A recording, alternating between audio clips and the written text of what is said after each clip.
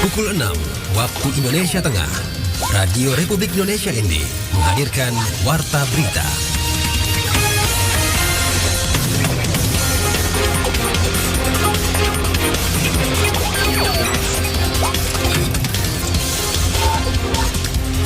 Selamat pagi saudara, Anda mendengarkan Warta Berita edisi Jumat 4 Oktober 2024.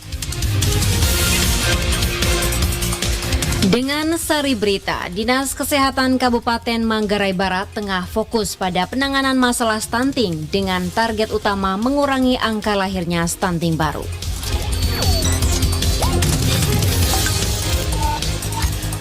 Program Tax Amnesty sangat membantu masyarakat memberikan keringanan pembayaran pajak kendaraan serta menaikkan PAD yang bersumber dari pajak kendaraan. Bersama saya Angela Bot, inilah berita selengkapnya.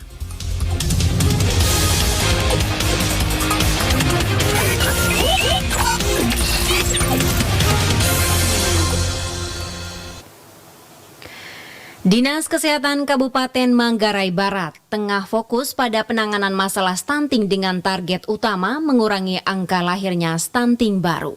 Laporan Suimam.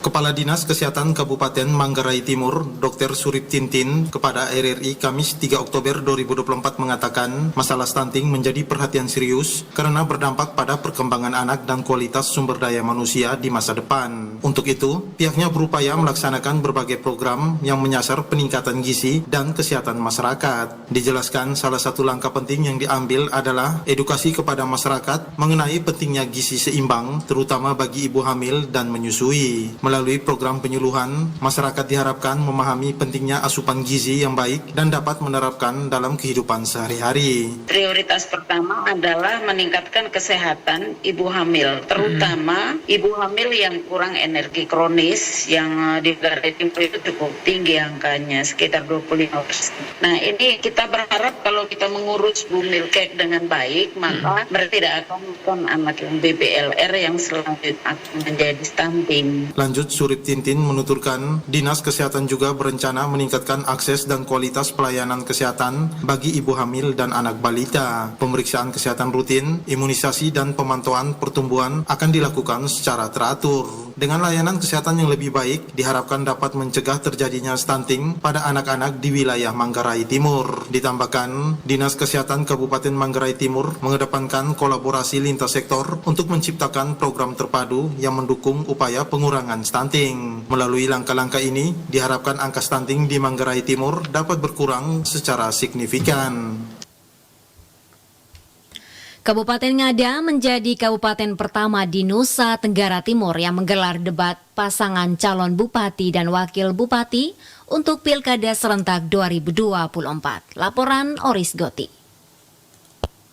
Karena kita melihat kondisi dari pasangan calon biar Debat perdana ini berlangsung di Aula John Tom, Kota Bajawa, Ibu Kota Kabupaten Ngada pada Kamis 3 Oktober 2024. Ketua KPU Ngada Stefania Octaviana Meo mengungkapkan bahwa debat kali ini adalah yang pertama dari 2 debat yang direncanakan. Pemilihan waktu yang lebih awal dilakukan karena kondisi fisik para pasangan calon yang masih fit setelah baru 1 minggu berkampanye. Kabupaten Ngada adalah kabupaten pertama di 22 kabupaten yang melaksanakan debat.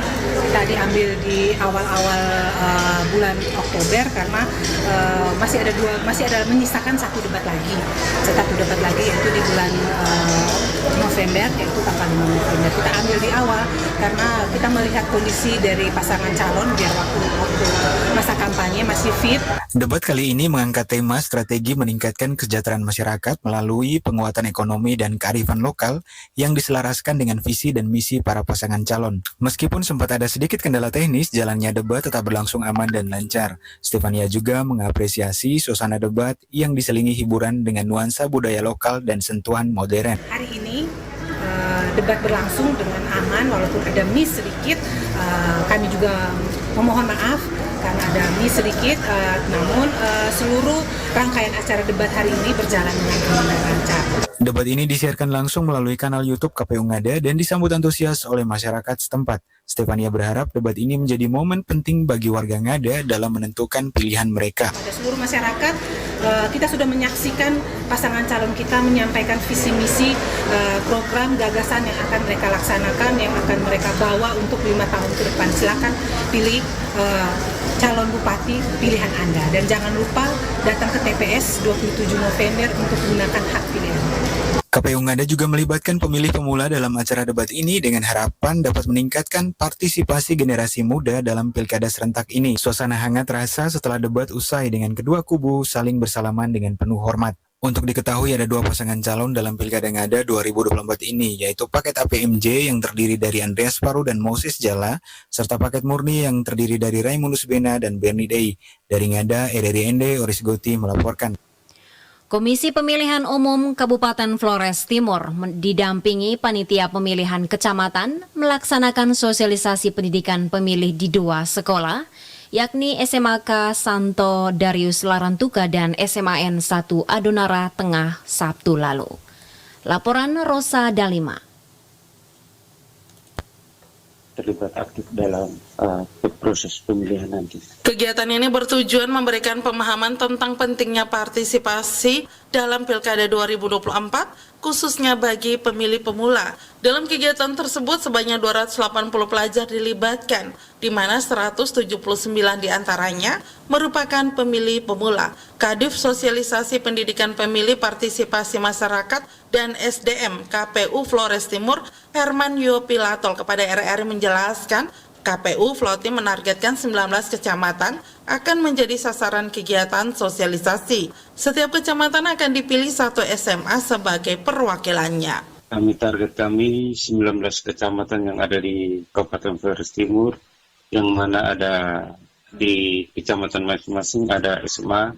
Kita akan pilih salah satu SMA untuk lakukan sosialisasi terkait partisipasi pemilih pemula di hari nanti. Sampai hari ini kami baru 2 sekolah, besok kami akan ke Solor Barat untuk melakukan kegiatan sosialisasi. Yopi kemukakan materi juga ditekankan pentingnya partisipasi politik serta memberikan arahan kepada siswa-siswi tentang cara memilih calon yang kompeten, menghindari politik uang, serta melawan informasi hoax. Selain itu juga menjelaskan tahapan pilkada, syarat-syarat pemilih, serta peran dan kewajiban masyarakat dalam berpartisipasi pada pemilu. Yopi melanjutkan pada pemilu legislatif kemarin, partisipasi pemilih pemula di Flotim mencapai angka di atas 70%. Oleh karena itu pada pilkada November mendatang, pihaknya menargetkan di atas angka tersebut.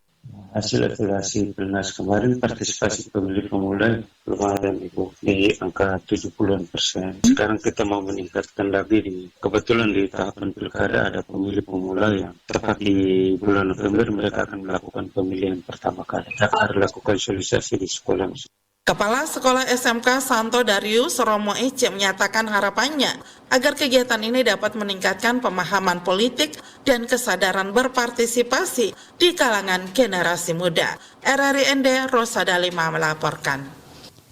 Pemerintah Provinsi NTT melalui UPTD Pendapatan Daerah Wilayah Kabupaten Ende memberikan keringanan pembayaran pajak kendaraan bagi masyarakat lewat program Tax Amnesty 2024. Laporan Rovinus Wula.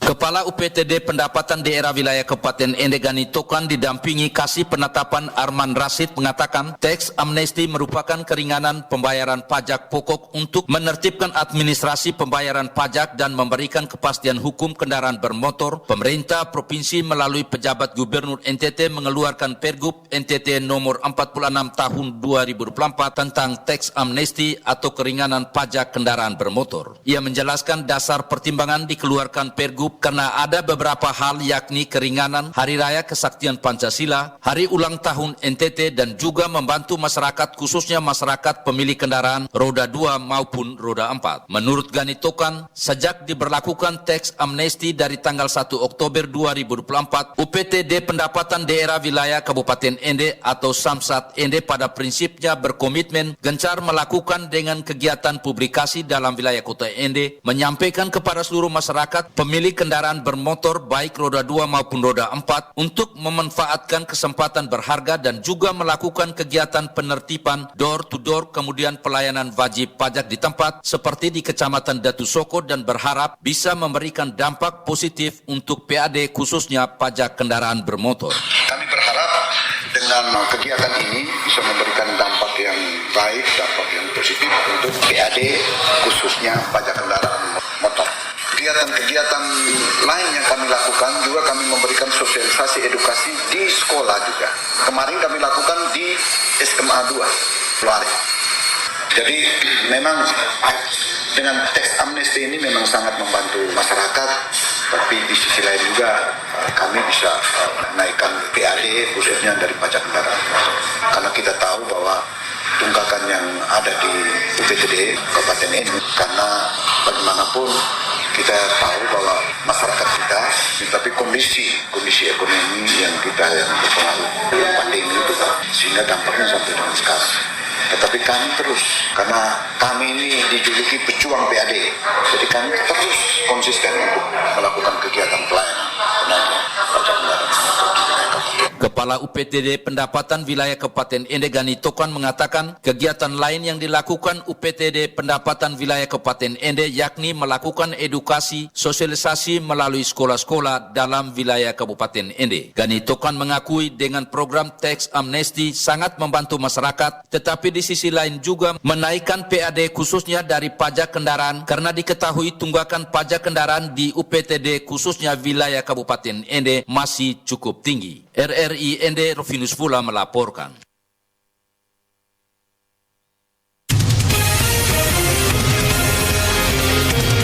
Anda sedang mendengarkan Warta Berita RRI ND.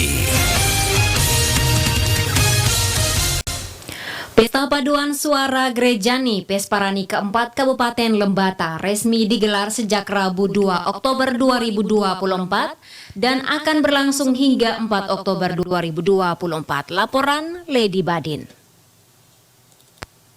Pembukaan acara Pesta Paduan Suara Gerejani atau Pesparani keempat tahun 2024 tingkat Kabupaten Lembata diadakan di Lewa-Leba dan secara resmi dibuka oleh penjabat Sekretaris Daerah Kabupaten Lembata, Quintus Irenius Suciadi, mewakili penjabat Bupati Lembata. Kegiatan pembukaan diawali dengan penanaman pohon malapari oleh Uskup Larantuka, Monsinyur Franciscus Kopongkun, dan penjabat Sekda Quintus Irenius di halaman kantor Dinas Kearsipan dan Perpustakaan Daerah. Kepala Kantor Kementerian Agama Kabupaten Lembata, Haji Ishak Sulaiman kepada RRI mengungkapkan bahwa Pesparani tahun ini memiliki perbedaan dari tahun-tahun sebelumnya, di mana dijelaskannya bahwa tahun ini para peserta yang hadir merupakan perwakilan dari 9 kecamatan di Lembata, tidak seperti biasanya yang diwakili oleh paroki-paroki se-Kabupaten Lembata. Kegiatan ini tadi malam dibuka oleh jabat Bupati Lembata, kemudian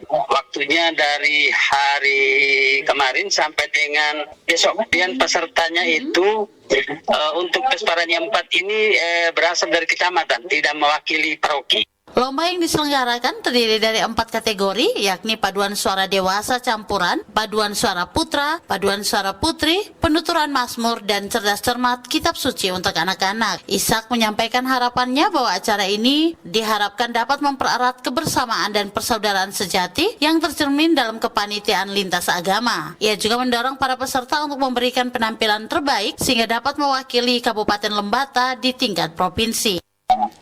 Ada rangkaian acara diawali dengan penanaman pohon pelindung oleh beberapa pejabat dan termasuk Yang Mulia Bapak Franciscus Kopongkun. Di momen Pesparani ini kita inginkan tidak hanya sekedar lomba rutin perlombaan kitab suci, paduan suaranya saja, tapi lebih dari itu juga kita ingin merangkai kebersamaan dan persaudaraan sejati ini di Lembata ini. Pesparani keempat ini akan ditutup bertepatan dengan perayaan Hari Ulang Tahun Kabupaten Lembata pada 12 Oktober mendatang dan juga akan menjadi momen pengukuhan kepengurusan baru Pesparani Kabupaten Lembata. RRI ND Lady Badin melaporkan. Palang Merah Indonesia Kabupaten Manggarai meraih penghargaan tingkat nasional pada kegiatan latihan gabungan dan bakti Sibak PMI tingkat nasional angkatan ketiga tahun 2024. Laporan Feriso. Palang Merah Indonesia Kabupaten Manggarai dianugerahi penghargaan dalam kategori Pusat Unggulan Tingkat Madya atas peranannya sebagai penggerak pemberdayaan masyarakat yang aman dan tangguh bencana pada kegiatan latihan gabungan dan bakti sibat PMI tingkat nasional Angkatan 3 tahun 2024 yang digelar di Kebumen 23 hingga 27 September 2024 lalu. Ketua PMI Kabupaten Manggarai, Roni Kaunang, menyampaikan rasa bangga dan syukur atas penghargaan tersebut. Penghargaan yang sangat prestisius ini merupakan kerjasama kolaboratif antara PMI dan pemerintah kelurahan melalui sibat selama ini yang akhirnya mendapatkan apresiasi di kancah nasional. Sementara Thomas Hikmat, PIC Tim Kabupaten sekaligus fasilitator kegiatan kepada RRI mengatakan penghargaan yang diterima PMI Kabupaten Manggarai dan 3 kelurahan binaannya ini dapat menguatkan sinergitas serta pengarusutamaan kesiapsiagaan bencana di semua tingkatan, terutama dalam jangkau masyarakat sebagai penerima manfaat. Berkaitan dengan penghargaan ini itu menjadi peluang sekaligus menjadi tantangan, artinya kami ada peningkatan. Dan pastinya 5 tahun lagi kami berharap bahwa kami bisa masuk ke level pertama. Kami berharap dengan penghargaan ini kerja kolaborasi. Jadi kalau misalnya desa-desa lain sudah berhasil, nah ini bagaimana kita coba untuk menggerakkan hingga desa-desa lain itu bisa melakukan atau mereplikasi hal yang sama. Selain penghargaan untuk PMI Kabupaten Manggarai, 3 kelurahan binaan PMI melalui program pengurangan risiko bencana terpadu berbasis masyarakat kawasan daerah aliran sungai atau Pertamadas yang didukung oleh Palang Merah Amerika juga meraih penghargaan. 3 kelurahan tersebut meliputi Kelurahan Reo, Kelurahan Baru, dan Kelurahan Mata Air dianugerahi penghargaan sebagai pelaksana pemberdayaan masyarakat yang aman dan tangguh bencana tingkat pertama.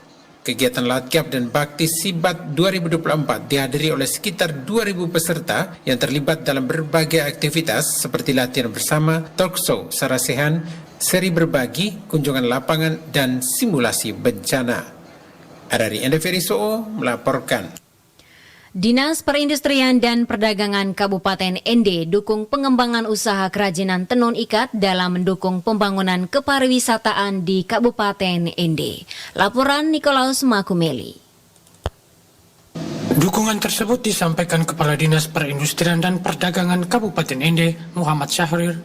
Dirinya menuturkan bahwa tenun ikat Ende Lio merupakan salah satu aset yang memiliki kekhasan dan menjadi warisan budaya suku Ende Lio yang memiliki daya tarik tersendiri bagi para wisatawan, baik lokal maupun mancanegara. Dirinya menuturkan bahwa kelompok tenun di Kabupaten Ende yang telah terdaftar atau masuk dalam kelompok MPIG, yakni sebanyak 242 kelompok tenun dengan 29 jumlah motif. Dijelaskan bahwa dari motif-motif tersebut memiliki arti tersendiri, oleh sebab itu pentingnya untuk menarasikan motif tersebut kepada para calon pembeli sehingga sarung yang dihasilkan memiliki nilai jual yang tinggi.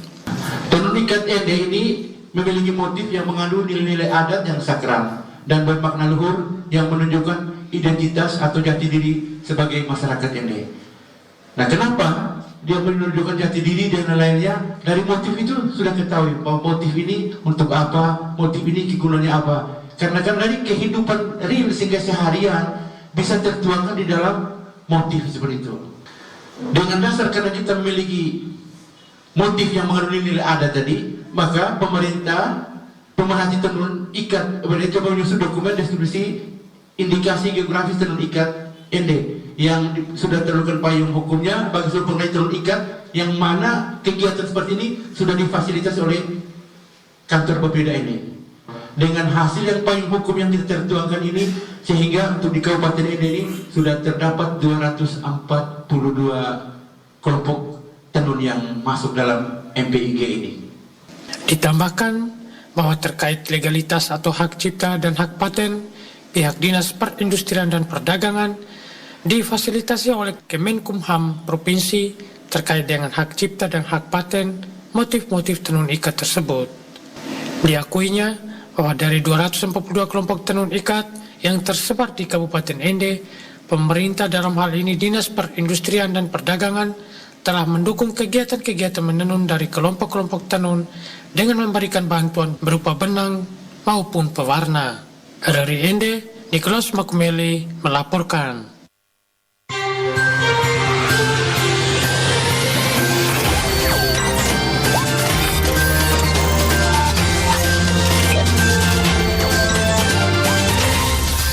Terima kasih Anda telah mengikuti Warta Berita RRI ND.